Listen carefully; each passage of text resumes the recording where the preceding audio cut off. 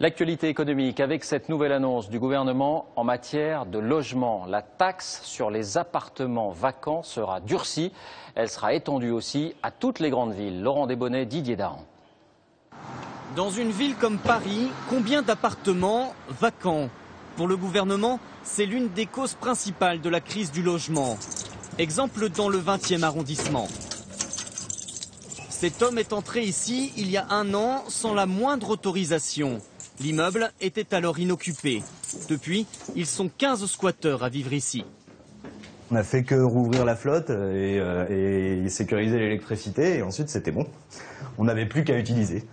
Eux affirment que l'immeuble était vide depuis plus de 10 ans. Faux, rétorque l'avocat de la propriétaire. Nous l'avons joint au téléphone. Ça fait 14 mois pratiquement que l'immeuble est vide du fait des anciens locataires qui ont rendu les clés. Et depuis maintenant 10 mois, vous avez effectivement des squatteurs. Parole contre parole, la bataille juridique est en cours. Mais il ne faut pas chercher longtemps pour trouver dans Paris des dizaines de bâtiments vides comme celui-ci. Certains appartiennent à de grandes sociétés, d'autres à des particuliers. Ils font l'objet de spéculations immobilières ou de conflits familiaux et ne sont donc loués à personne. Pour enrayer ce phénomène, partout en France, la ministre du Logement veut taxer davantage les propriétaires.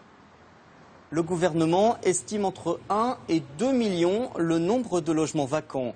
Leurs propriétaires seront bientôt plus lourdement taxés. Actuellement, ils doivent déjà verser un impôt jusqu'à 20% de la valeur locative. Cela représente par exemple pour un bien estimé à la location 900 € par mois, un impôt annuel de 2160 € à payer par le propriétaire.